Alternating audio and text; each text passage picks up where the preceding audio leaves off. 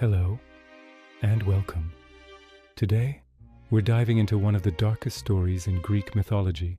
This is not just a tale about gods and monsters. It's a story about fear, power, and the price of trying to control fate. This is the story of Kronos. Kronos was not born a monster, nor was he born a hero. He was a titan, one of the first powerful beings to exist before the Olympian gods. His parents were Gaia, the earth itself, and Uranus, the sky. But Kronos' story begins not with power, but with fear and cruelty. Uranus ruled the cosmos with paranoia. He feared his own children and believed they would one day overthrow him. To prevent this, he imprisoned them deep within Gaia, causing her immense pain. Gaia suffered in silence until she could no longer endure it. Desperate for change, she asked her children to rise against their father. Most were too afraid.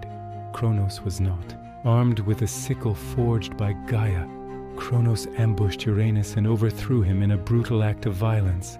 This moment changed the structure of the universe. The old ruler fell, and Kronos took his place as the new king of the Titans. To many, this seemed like liberation. The tyrant was gone. A new era had begun. But power gained through violence rarely brings peace. From the moment Kronos sat on the throne, his rule was built on fear.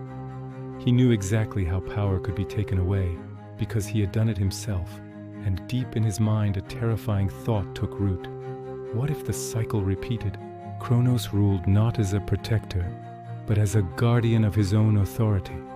He valued control over trust, obedience over loyalty. His reign was stable on the surface, but fragile underneath. Every decision he made was shaped by the memory of Uranus and the blood that led him to power. In Greek mythology, Kronos represents a ruler who cannot escape the shadow of his own actions.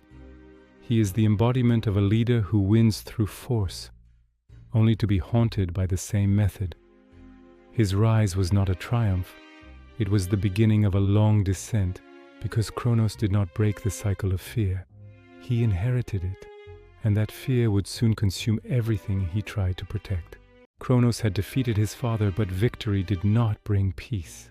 Soon after taking the throne, a prophecy reached him, a warning that would define his entire reign.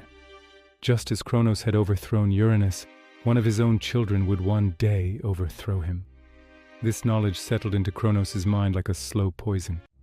It was not an immediate threat. It was worse than that. It was inevitable. Kronos understood prophecy better than anyone. He knew fate did not rush, but it never failed, and this terrified him. Every moment of his rule became haunted by the future.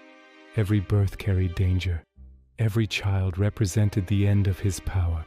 Fear changed Kronos. He stopped ruling the present and began fighting the future. Instead of accepting the cycle of generations, Kronos tried to freeze time itself. He convinced himself that if change could be stopped, power could be preserved forever. But fear does not create wisdom. It creates paranoia. The prophecy didn't just predict his fall. It reshaped his identity. Kronos became a ruler who trusted no one, not even his own blood. Love became weakness. Compassion became risk. And fatherhood became a threat. In Greek mythology, this moment marks Kronos' true transformation, not into a monster of action, but a monster of anticipation. He had not yet committed his most terrible acts, but in his mind they were already justified. Fear whispered lies. It told him survival required cruelty. It told him control was more important than humanity. Kronos believed he was protecting his throne. In reality, he was building the very prison that would trap him. His reign became a constant state of tension, a god forever waiting for betrayal. This is the paradox of power built on fear. The more Kronos tried to secure it, the more fragile it became. His authority rested not on loyalty but on terror, and terror cannot last. The prophecy did not destroy Kronos. His reaction to it did, because destiny only becomes deadly when fear is allowed to lead. For Kronos, power was never something to be shared. Once he became ruler of the Titans, he believed authority meant absolute control, not guidance, not protection, control. Kronos had learned one lesson from overthrowing Uranus. Power can be taken. And because it can be taken, it must be guarded at all costs. This belief shaped his entire reign. He did not rule through trust or loyalty, but through fear and obedience. In Kronos' mind, a stable world was a frozen world. Change was danger. Growth was a threat. Time itself became his enemy. Instead of allowing generations to rise naturally, he tried to stop the future before it arrived. This is where Kronos' story becomes deeply psychological. He did not fear weakness, he feared replacement. Every ruler who comes to power through violence carries this fear. Kronos knew exactly how easy it was to remove a king because he had done it himself. That knowledge never left him. It followed him into every decision, every moment of silence, every thought about the future. Control slowly replaced wisdom, suspicion replaced love, power replaced humanity. Kronos stopped seeing others as individuals. He saw them as risks, potential endings. His identity became inseparable from his throne. Without power, he believed, he was nothing. Greek mythology often uses gods to reflect human flaws, and Kronos is one of its clearest mirrors. He shows what happens when authority is built entirely on fear, when leadership becomes possession, when ruling becomes hoarding. Power, in Kronos' world, was not a responsibility. It was something to be defended like a treasure, even if defending it meant destroying everything else. And the tragedy is this: the more Kronos tried to control his destiny, the less control he actually had. His decisions became predictable. His fear became visible. His reign grew brittle. Power held too tightly begins to crack. Control taken too far becomes collapse. Kronos believed strength meant never letting go, but real strength often lies in knowing when you must. And Kronos never learned that lesson. When Kronos became a father, fear finally turned into action. The prophecy was no longer a distant warning. It had a face, a name, a future. Each time Rhea gave birth, Kronos was waiting. Hestia was the first, then Demeter, then Hera. After them came Hades, and finally Poseidon. One by one, Kronos took his own children and swallowed them whole. Not in rage, not in madness, but calmly, deliberately. This is what makes the act truly disturbing.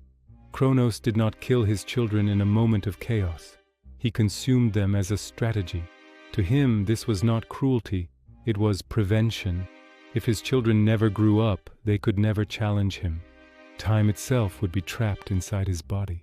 In Kronos' mind, this was control perfected. But symbolically, this act reveals everything about his character. A ruler so terrified of the future that he devours it. A father so obsessed with power that he destroys his own legacy. Each swallowed child represented more than a life lost. It was a rejection of continuity, a refusal to accept that power is temporary. Kronos was not preserving order, he was erasing it. Greek mythology often exaggerates to expose truth, and here the truth is brutal. Fear-driven control turns inward. It consumes what is closest. It destroys what should be protected. Rhea watched this happen again and again. Each birth ended in silence. Each loss deepened her grief. Kronos saw only safety. She saw annihilation. And yet Kronos believed he was winning. From the outside, his throne remained secure. No rebellion, no challengers. But inside him, 5 gods waited, alive, trapped, suspended in time. His body became a prison. His victory became a burden he could never escape. This is the ultimate irony of Kronos' reign. By swallowing his children, he believed he was escaping destiny. In reality, he was carrying it within himself. Fear had driven him to an act so extreme that it guaranteed only one outcome: collapse. Because power that survives by destroying the future cannot last. It only delays the inevitable and makes it far more violent when it arrives. Rhea was not a powerless observer. For a long time she endured silence, watching her children disappear one by one into Kronos' grasp. But grief has a limit, and when that limit is reached, it turns into resolve. Each swallowed child left a wound that never healed. Kronos called it necessity.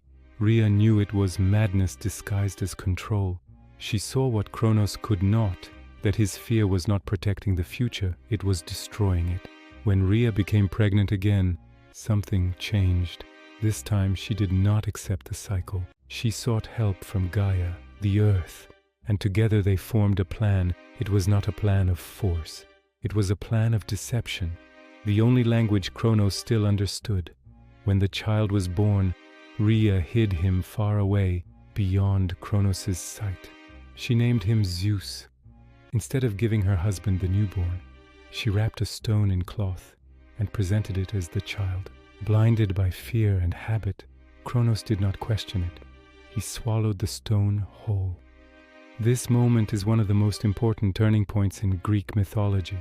For the first time, Kronos' control failed, not because of strength, not because of rebellion, but because fear had made him careless. Rhea's act was more than a mother saving her child.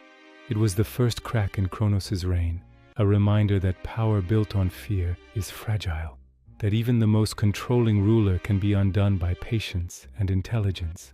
While Kronos believed destiny was sealed, fate was already moving beyond him. Rhea returned to silence, but it was no longer the silence of despair. It was the silence of preparation. Somewhere beyond Kronos' reach, Zeus was alive, growing, learning, and Kronos unknowingly had swallowed the symbol of his own downfall.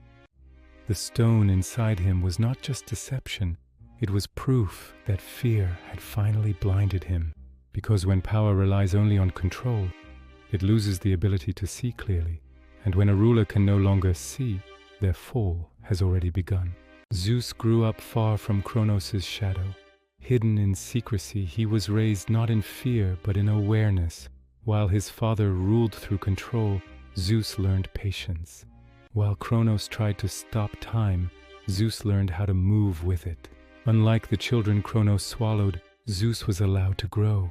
He learned the stories of the Titans, the cruelty of Uranus, and the paranoia of his own father. These stories shaped him, but they did not harden him. Instead, they taught him restraint. Zeus did not rush toward power. He understood that strength without timing is weakness. As he matured, Zeus prepared quietly. He observed the world Kronos ruled, a world frozen by fear. No growth, no trust, no future.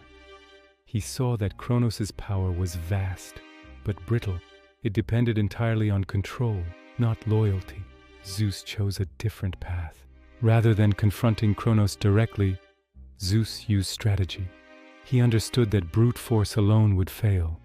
Kronos had ruled too long, too violently to be overthrown by strength alone. With help from Metis, Zeus crafted a plan, a potion, a reversal. When Kronos consumed it, the gods he had swallowed were freed, alive, unchanged and furious. This moment marks the true beginning of change. Zeus did not just free his siblings, he restored time itself. The future Kronos tried to erase returned all at once. Hestia, Demeter, Hera, Hades, Poseidon. Together they represented continuity, the very thing Kronos feared most. But Zeus was not reckless. He did not celebrate too soon. He knew what was coming next, because freeing the future meant confronting the past. Zeus prepared not just for battle, but for leadership. He understood that overthrowing Kronos was not enough. The world needed a ruler who could accept change, not fight it. This is what separates Zeus from his father. Kronos ruled to preserve power. Zeus prepared to transform it. And as the balance of the cosmos shifted, the inevitable confrontation drew closer, not as an act of rebellion, but as the natural correction of a world held back for too long. The war was coming, and this time, fear would not be the deciding force. The Titanomachy was not a single battle. It was a war that reshaped existence itself. When Zeus freed his siblings, the balance of power finally shifted. The Olympians stood together for the first time, facing the Titans who had ruled the cosmos for generations. Kronos was no longer alone, but neither was Zeus. What followed was not chaos, it was inevitability. For 10 long years, the war raged. Mountains shook, seas boiled. The sky itself became a battlefield. This was not a fight between good and evil, but between past and future, between control and change. Kronos fought to preserve his reign. Zeus fought to end stagnation. The Titans were powerful, ancient, and relentless. They represented an old order built on fear and dominance. The Olympians were younger, faster, and adaptive. They represented movement, the very thing Kronos had tried to destroy. Victory did not come easily.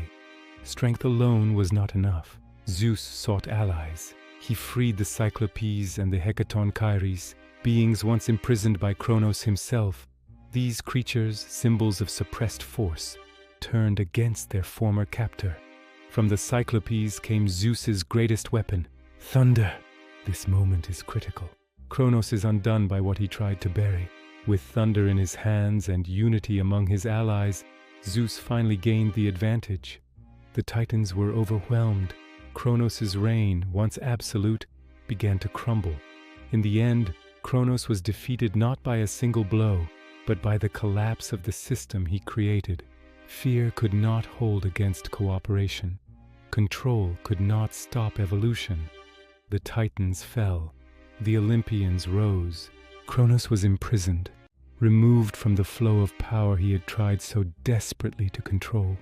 His punishment was not death, it was irrelevance, a ruler frozen outside the future. The Titanomachy marks the end of an age, but more importantly, it marks a lesson repeated throughout mythology and history. Power that refuses to change will always be replaced. And Kronos, who once tried to swallow the future, was finally consumed by it. Over time, Kronos became more than a titan. He became a symbol. In Greek mythology, Kronos is often confused or intertwined with Kronos, the personification of time itself. This confusion is not accidental. Kronos' story is deeply connected to humanity's fear of time, change, and loss. Time consumes everything, and Kronos in a way tried to consume time. By swallowing his children, Kronos attempted to stop the future from arriving. He believed that if nothing changed, nothing could replace him. But time does not stop. It only waits, and when it moves again, it does so with force. This is why Kronos is such a powerful metaphor. He represents the illusion of control over time, the belief that power, once achieved, can be preserved forever, that aging, change, and succession can be avoided. But mythology reminds us that this belief is false. Kronos' downfall is not simply about prophecy or destiny. It is about resistance to inevitability. He did not fall because time moved forward. He fell because he fought against it. In this sense, Kronos is deeply human. We all fear change. We all want to hold on to moments, roles, or power that make us feel secure. But when fear becomes the guiding force, it turns preservation into destruction. Greek myths often exaggerate these fears to make them visible. Kronos' extreme actions force us to confront a simple truth. Trying to freeze time only accelerates collapse. The more Kronos tried to hold the future inside himself, the heavier the burden became. Time was not stopped, it was compressed. And when it finally broke free, it reshaped everything. This is why Kronos' story still resonates. Not because it is ancient, but because it is familiar. He is not just a god who ate his children. He is a warning, a reminder that power, identity, and control are temporary, and that resisting change does not protect us from loss. It guarantees it. Time cannot be owned, it can only be lived. And Kronos learned that lesson too late. Kronos' story is not only mythological, it is deeply psychological. At his core, Kronos is ruled by fear, not weakness, not fate, but fear of losing what he has. This fear slowly reshapes his identity. He stops seeing himself as a ruler and starts seeing himself as a target. Psychologically, this is where power begins to rot. Kronos does not trust the future. He does not trust others. And eventually, he does not even trust himself. Everything becomes a threat. Every possibility feels dangerous. Fear narrows his world until only one solution remains: control. But control driven by fear is never stable. Instead of building systems, Kronos builds walls. Instead of relationships, he builds distance. His actions are not guided by logic, but by anticipation of loss. And anticipation is far more exhausting than loss itself. This is why Kronos' behavior escalates. Fear is never satisfied. Swallowing his children does not calm him. It reinforces his paranoia. Each act of control convinces him that even greater control is necessary. This is a classic psychological loop. The more fear dictates decisions, the less safety is actually achieved. In modern terms, Kronos represents authoritarian psychology, the belief that absolute control prevents chaos when in reality it creates it. When leaders act solely to preserve power, they destroy the very structures that support it. Fear isolates. Isolation weakens. Weakness increases fear, and the cycle repeats. Kronos does not fall because he lacks strength. He falls because fear makes him predictable. His actions become rigid, repetitive, and extreme. He loses flexibility, the most important trait of survival. Zeus succeeds not because he is stronger, but because he is adaptive. He understands timing, cooperation, and restraint. Where Kronos tightens his grip, Zeus loosens it. Psychologically, this is the ultimate contrast: fear versus confidence, control versus trust, stagnation versus growth. Kronos' tragedy is not that he feared destiny, it is that he allowed fear to replace wisdom. Because fear can protect you from one threat, but it exposes you to all the others. In the end, the question surrounding Kronos is simple, but uncomfortable. Was he truly defeated by destiny, or by his own fear? Greek mythology often speaks of fate as something unavoidable. Prophecies are rarely wrong, but Kronos' story suggests something more complex. Destiny may have predicted his fall, but fear decided how it would happen. Kronos was not powerless, he was not weak, he was not ignorant. He had choices. At every turning point, Kronos chose control over trust. He chose fear over understanding. Instead of accepting change, he tried to consume it. Instead of preparing for the future, he tried to erase it. And that is where his tragedy truly lies. Kronos did not fall because time moved forward. He fell because he refused to move with it. This is why his story still resonates today. Not because it involves gods and monsters, but because it reflects a deeply human struggle. The fear of being replaced, the fear of losing relevance, the fear that everything we build can be taken away. Kronos teaches us that power gained through fear can never feel secure. The tighter it is held, the more fragile it becomes, and eventually it collapses under its own weight. Zeus did not win because he was destined to.